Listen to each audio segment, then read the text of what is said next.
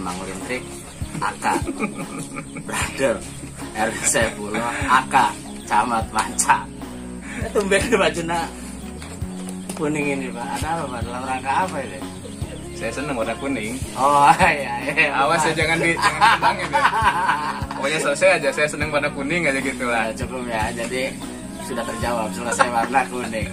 Dan ini Pak, ini soalnya lagi deket nih, soalnya masalah warna jadi persoalan ntar kan ya. Iya, politisasi warna nanti. Pokoknya buat MBN, Camat Manca sedang warna kuning, titik aja. Jangan dikembangin ya. Terus ini Pak, ini kan melihat tempat di mana kita ini sebetulnya bukan podcast, Polreskes. Jadi ini karena kita di hutan nih hari ini kan. Dan semakin menua saya Pak kalau nggak ada di tempat seperti ini. Tujuannya apa Pak sebetulnya? Kenapa memilih tempat seperti ini? Sebenarnya kan ini kan tempat saya beristirahat sama keluarga ya. Ini itu sebetulnya rumah saya beserta keluarga. Saya itu dulu tinggal di rumah kecil. Jadi orang tua saya itu yang perempuan ibu itu guru SMP. Sementara bapak itu dia montir. Jadi kami itu berempat, saya sama adik saya sama orang tua itu rumahnya di perumahan tipe 21 gitu kan. Nah waktu saya kecil sampai remaja ya karena situasinya orang tua kerja dua-duanya, kita biasanya kalau anak-anak guru itu makan sendiri kan, segala macam sendiri, Sudah dididik mandiri lah ya Pak. Iya. Dididik apa memang karena kepaksa Pak? Kepaksa. Dia waktu itu sambil sekolah bro, kelas 2 SMA waktu itu dia udah jualan sepatunya dapatnya dari Tanjung Priok. Waktu itu kan apa Reebok mereknya tuh ya, merek Reebok yang namanya Nike itu sepatu dewa lah, udah nggak kebeli aja sama kita dulu tuh kan. Kaum the have lah dulu ya. Kalau kita mau Warriors, Dragonfly gitu, yang belakangnya kita injek. Jadi pas sempat keliling kemana tuh waktu jual sepatu tuh? Ya ke teman-temannya kampung-kampung dulu. Ini kan dulu nggak ada kan dulu kan. Jadi kita berdua sama temen kan. Kita nyobain dulu dagang sepatu juga gitu. Harganya 70.000 dulu kan. Apa namanya, untungnya paling cuma 1.000 perak, 5.000. Di Serang? Di sana, di kelahiran saya di Purwakarta. Jadi dendam saya tuh. Gua kalau punya rumah mesti gede, ya. Tanahnya luas gitu. Biar apa? Hidup itu kalau tinggal kita nyaman gitu. Ya makanya tinggal kita di tengah hutan gini. Iya. Nah, ini kan Pak Camat ini kelahiran Purwakarta, Pak? Lahir Purwakarta, cuman kalau ibu dia keturunan Astana Raga, Spontang. Oh, ya asli Banten lah. Asli Banten. Cuman karena waktu itu kan kakek itu brimob, tahun 60-an dia ditugaskan ke Purwakarta sampai meninggal tahun 71. Habis dia dikirim ke Kucing. Malaysia? Waktu ada komando Gajah Malaysia itu dia termasuk yang dikirim ke Kucing. Katanya sih daerah Kucing itu dulu dingin. Jadi kalau minyak kayu putih itu dia olesin, saking dinginnya dia minum. Akhirnya paru-parunya mungkin nggak kuat, dia minta darah, habis itu sudah kita akhirnya keluarga tinggal di sana, saya lahir di sana, dapat istri orang sana, nggak taunya Allah nyuruh balik lagi ke saya. Dinas di sini dari tahun 2005, pertama ke Ciomas, dapat setahun setengah, 2006 dikasih SK ke Anyer, terus di Anyer 15 tahun, pindah ke BKPSDM 8 bulan, masuk Manca, ketemu lo.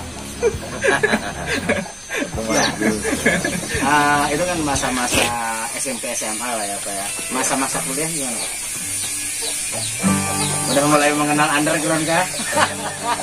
Masa kuliah itu masa apa ya? Masa saya dapat kebebasan. Kebebasan. Karena sudah dewasa dan Dulu kan jangankan mau ini ya, mau apa? Kalau dulu kan kita mah ini ya, sekali lagi ini kan pengaruhnya gede nih. Kalau dulu kita kan pacaran kan sembunyi-sembunyi kan. Mau pacaran kan nggak punya duit gitu Ya, kan, ya, mau ya, minta malu, akhirnya Ya. cari yang setia aja kan. Setia setiap tikungan ada kan. Saya panggil Mbak. Nah waktu kuliah 94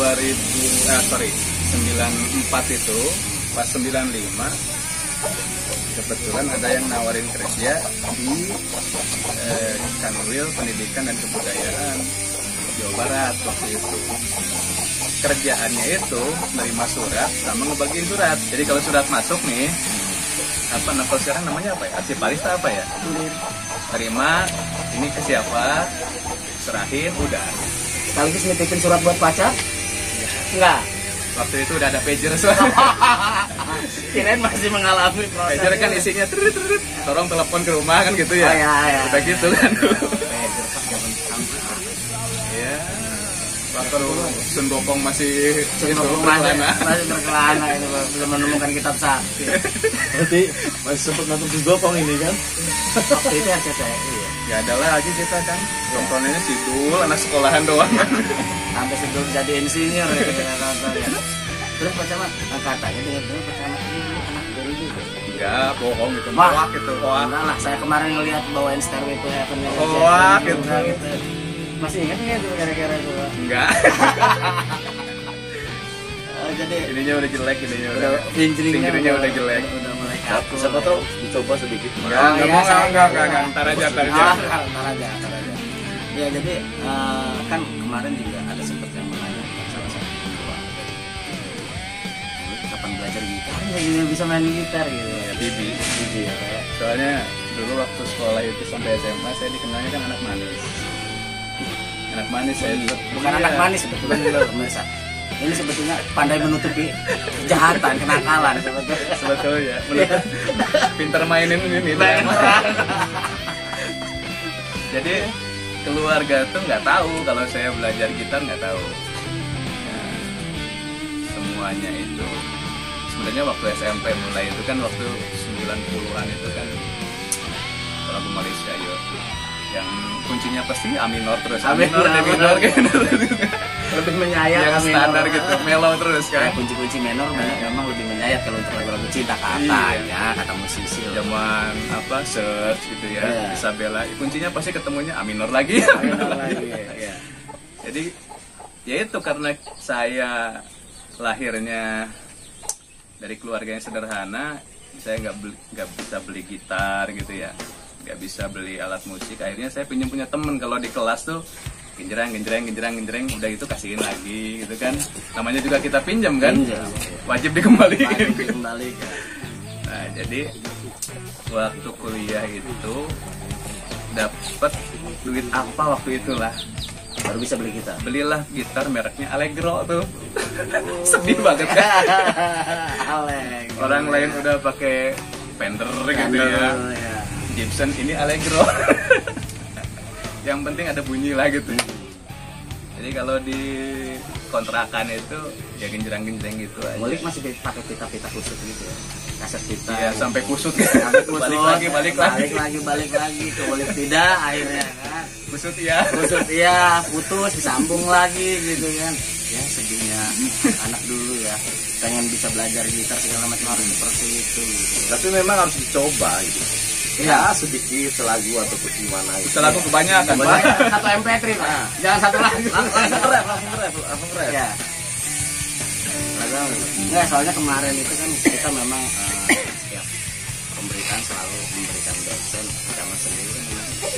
Ini Soundgarden kok tahu semua lagu-lagu yang jadi dosen kita di pemberitaan gitu. Dulu ya kayak. Nggak bisa, sekarang udah nggak bisa. Wah apalagi itu. Ya. Itu meruluk gitu. Disturb. Iya. Itu meruluk gitu ya. Waduh, itu udah bukan mainan anak-anak itu, biar lagi buat generasi yang akan datang ya. Udah malu sama janggot. Udah malu sama jenggot. Pak, dengar katanya Bapak mau beli alat-alat band juga buat anak ya sekarang. Ini kayaknya dendam juga ini latar belakangnya ini. kalau bisa minta penuhin Oh, sebetulnya ya. kan. Ya. Jadi saya tuh belajar kalau alat musik itu ternyata bisa merangsang otak. Nah kita kan main gitar kan kiri mainin chord kan, Iya. yang kanan kita mainin nada.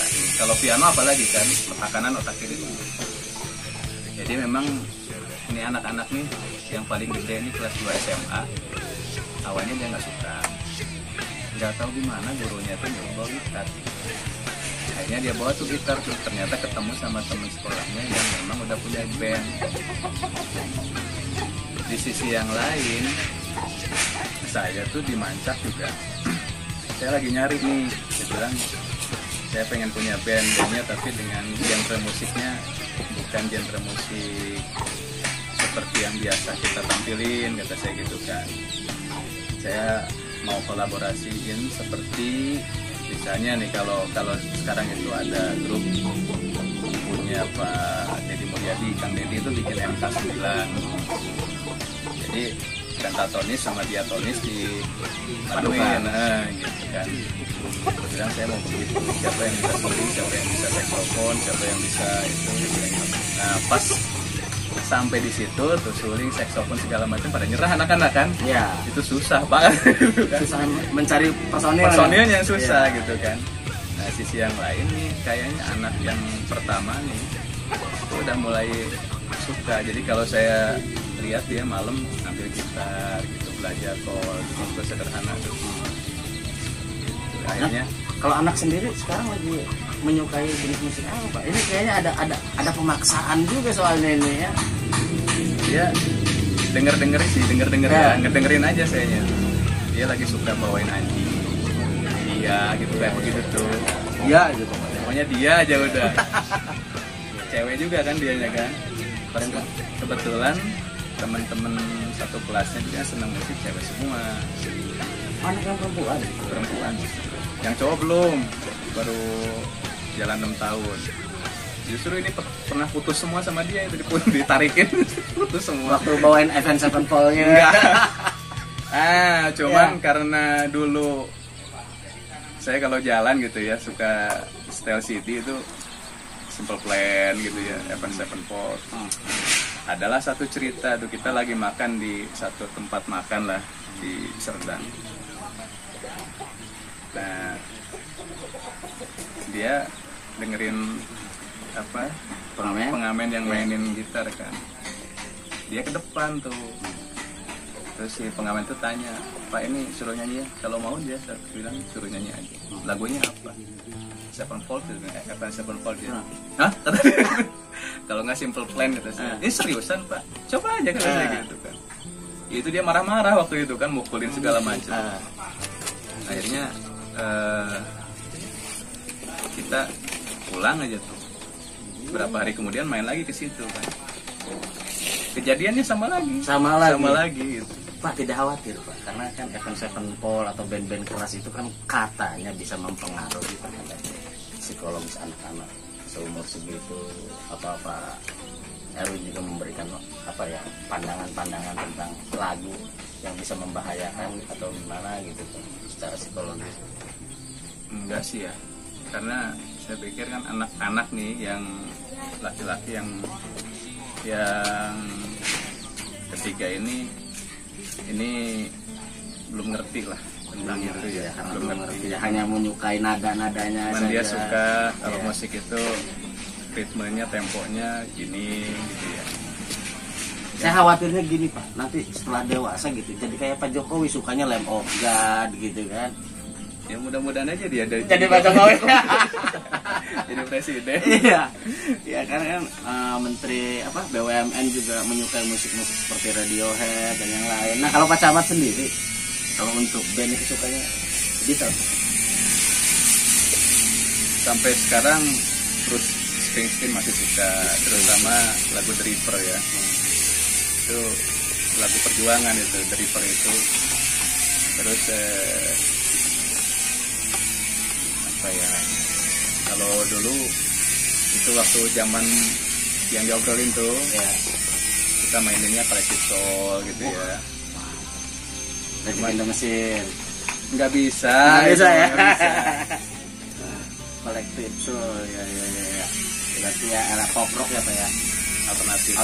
Karena kan tahun 90-an itu memang lagi boomingnya alternatif. Era alternatif ya. Yang chordnya cuma 3 tuh kayak 3. itu lagi. Pearl Jam Pak ya. Pearl Jam suka tapi nggak bisa mainin, nggak bisa. Dulu pernah terpengaruh sama glam rock ya, Skid Row ya gitu kan ya, karena memang itunya. Sampai sekarang juga kalau lagi sendiri, kalau memang lagi pengen dengerin ya dengerin gitu. Apa tuh? Skid Row Sih masih ya. 18 and Live. 18 and Live, kemudian Wasted Time. Tapi yang paling suka dari lagu Skid Row itu remake-nya Jimi Hendrix. Betul ya? Oh, itu dong. Hah? Iya. Lu udah lupa ya kayak gitu. Karena gimana Little Wing itu ya? Susah. Ya.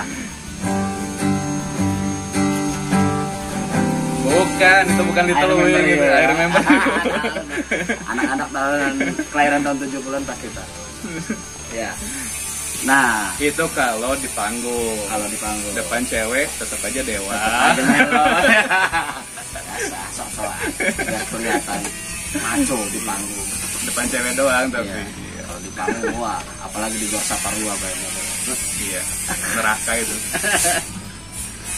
Ya, nah selain itu Pak, selain di musik juga kan tentu di hal-hal yang lain Pak. Ya saya dengar Pak Camat ini dulu waktu kuliah itu sering berbicara tentang hal komunis. Ini menarik. Lalu saya sendiri agak mempertanyakan apakah masih relevan atau tidak kita membicarakan. Sebelum minum kopi dulu. Siap. Berat ya. Bahasannya ini kita minum Dalam kopi pokoknya dulu. Pak. Tuh. Ya, dan Ngerokok boleh nggak? boleh dong. Ya. Bisa dibilang pinggir jurang. Salah sedikit. Tewas. Tewas. Jadi tolong keluarkan energi negatif Anda sebelum menonton podcast ini. Karena ini kita bahas adalah masih relevan atau tidak berbicara atau membicarakan tentang komunis.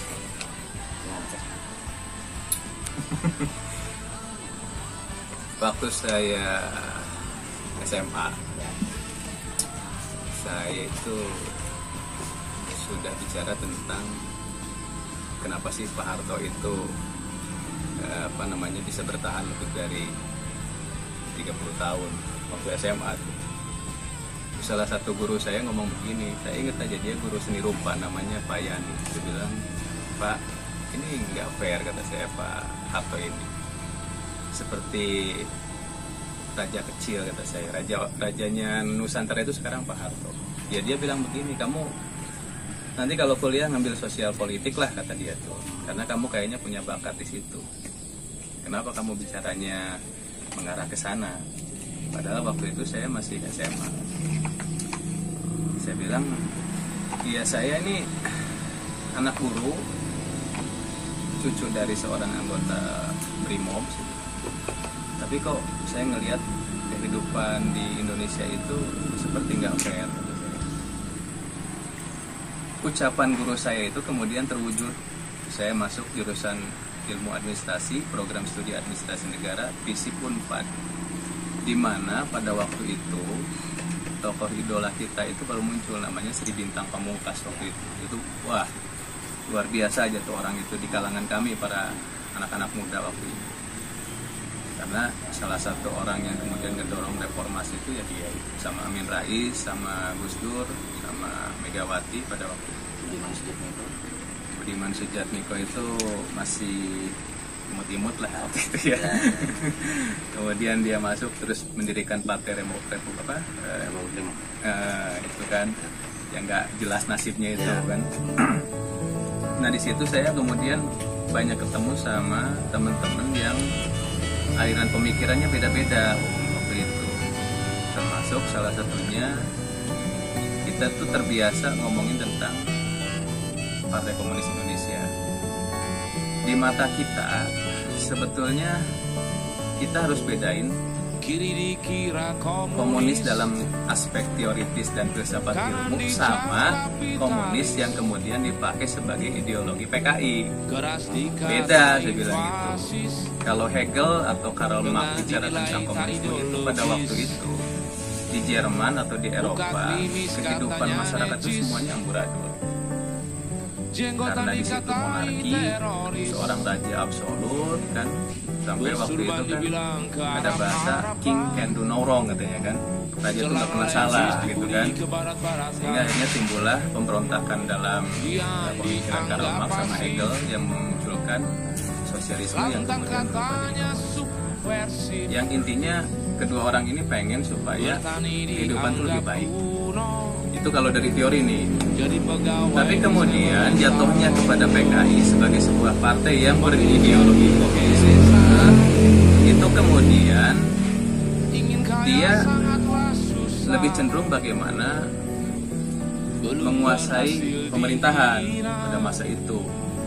Dari mulai peristiwa 48 Tumadiu, kemudian bicara tentang kerusuhan 3 daerah waktu itu, Brebes, Tegal itu kan, sampai Pakrek Pranjak kemudian membunuh para kiai, para santri yang endingnya tahun 65 itu. Ini kok pas sama kita ngomong tanggal 30 September ya? Itu Pak, ingat-ingat. Jadi kalau bicara komunismenya sebagai sebuah teori politik ya, satu filsafat ilmu sih saya nggak ada masalah. Tetapi ketika PKI kemudian mempergunakan ideologi itu untuk kepentingan orang per orang, untuk kepentingan organisasinya dalam rangka merebut kekuasaan yang mengorbankan banyak orang Indonesia, itu saya nggak suka. Itu ya.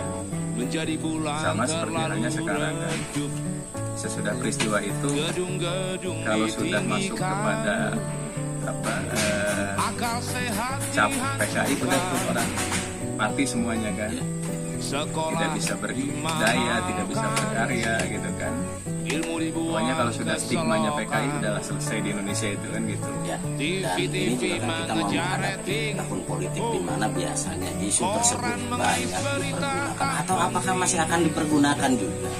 Penculikan, komunis. Sebetulnya generasi-generasi kita nih di tahun-tahun 70 itu sudah lelah, sudah capek. Ya mudah-mudahan untuk isu-isunya lebih baru, isu digital, isu apa gitu kan, untuk nanti bisa meraup suara atau meraup simpati dari para pemilih gitu. Pengennya sih gitu. Saya kalau mendengar cerita komunis ngantuk. Pengen ngopi banget. Bukan, kopi sudah ada. Tapi kalau cerita komunis ngantuk menurut saya. Saya rasa ceritanya agak seru dikit ya. Ya, nah, Pak, bahasan transisi digital. Suaranya asik gitu. Udah mulai ngeplay kan. Ini ada dasarnya apa ya? C minor. Boleh dites. Boleh dites. Suaranya asik ya. Iya. Cowok banget di sini. Hanya sedikit bencis ya. Ya, mungkin Pak untuk ke depan ya. Saat ini kan kita kan sedang mengalami sebuah transisi digital di mana Mancak ini betul-betul akan membuat sesuatu yang istimewa dengan slogan Mancak istimewa juga digagas oleh tim. Bagaimana? Seru nih. Terobosan apa? Siap. Garis besarnya gini deh. Saya mau Mancak itu yang tadinya cuman sekedar daerah persinggahan, daerah perlintasan, saya maunya jadi daerah tujuan. Satu-satunya peluang yang bisa mewujudkan itu, di Mancak harus ada sesuatu yang menarik orang, harus ada sesuatu yang istimewa yang bisa mendatangkan orang ke sana. Apakah itu dari aspek investasinya, misalnya di sana kan ada 2 desa tuh yang masuk zona industri, Winong dengan Batu Kuda. Winong ini masih belum running ya, tapi Batu Kuda kan sudah. Di situ ada Semen Jakarta, ada perusahaan Hebel Mercusuar kan gitu. Kemudian Mancak juga sesudah saya berminat di sana, yang namanya potensi wisata itu luar biasa, udah nggak bisa disebut lah. Kalau air terjun ada berapa panorama alam itu, yang view-nya laut, view-nya pedesaan itu udah nggak itu. Tinggal bagaimana caranya supaya potensi-potensi itu kemudian dikelola, dan saya butuh duit. Nah itu butuh duitnya itu. Butuh duit. Investor Harus paham meren gitu kan. Paham. Jadi intinya gimana sih caranya saya dalam rangka mencapai keistimewaan Mancak itu, saya punya serangkaian investasi yang masuk ke sana, yang memang nanti bisa mendatangkan keuntungan buat wilayah. Tapi bagaimana mungkin itu bisa terwujud sementara keterwakilan legislatif saja tidak ada tuh. Cuma nyolok-nyolok aja. Ini sudah mulai lemes rumah. Saya nggak suka ngomongin itu tuh. Karena memang terakhir 2019 itu udah selama satu periode Mancak nggak ada wakil. Sekarang juga keinginan masyarakat buat ada wakil itu kencang Di semua daerah loh Pak, bukan hanya Mancak. Iya. Kami investigasi di semua kecamatan. Jadi supaya saya nggak diserang sama orang-orang Mancak, paling saya cuma berdoa doang. Mudah-mudahan yang pengen jadi caleg itu ya kerja lebih keras lah gitu lah. Keluarin tuh gitu. Jangan dipakaiin doang duitnya, sebarin ke masyarakat sedikit-sedikit kan. Ntar aja nanti pas serangan fajar keluarin semua gitu kan. Ya dan harapannya sih untuk pemimpin kabupaten Serang yang akan datang. Kalau saya pribadi menginginkan dari unsur pemudaan yang begini, tapi kurang tahu juga pandangan Pak. Emang mesti yang muda, emang mesti yang muda. Karena dulu saya pernah ngomong gini, ini harus diputus nih periodisasi ini. Udahlah era Soeharto ambil tuh semua tuh sama ini. Udah selesai kan aja. Selesai. Ya. Asik amat ya, pas ya. Wah, sorry ya pemirsa nih. Ini podcast di tengah-tengahnya ada datang waktu makan-makan kan. Pas tempatnya di gunung lagi ya. Waduh. Ya. Cuma lalapan. Jadi saya sepakat kalau apa namanya waktunya yang muda yang cepat. Karena terlalu jauhnya periodisasi itu yang dibangun sama Pak Harto dulu kan. Pak Harto tuh nggak turun-turun kan. Iya, 32 tahun. Sampai 32 tahun. Kalau buat stabilisasi nasional oke lah. Cuman generasinya ini yang terlambat. Iya. Nah, sementara ini kan ya usia-usia kita itu ngeliat handphone saja sudah ngeblur, balik ngetik aja kadang-kadang tipu gitu kan. Dia aja dimintain kontak WA pakai barcode nggak bisa. Ya mudah-mudahan nanti untuk Kabupaten Serang khususnya nanti pemuda-pemuda di Kabupaten Serang sudah siap untuk menghadapi. Harus siap. Benar. Nomor 10 tuh nyalon. Ya. Dari partai apa tuh? Saya nyalon di ini Pak, di apa di Hari Soeharto. Tapi ini makan dulu kayaknya ya. Stop dulu ya.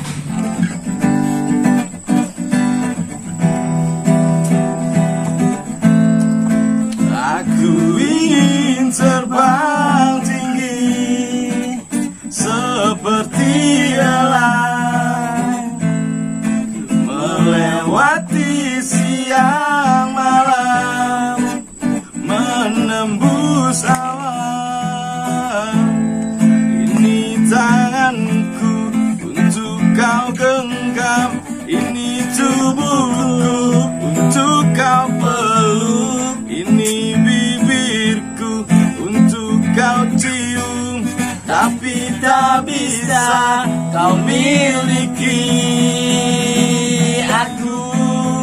Tak usah kau terus tangisi kepergianku.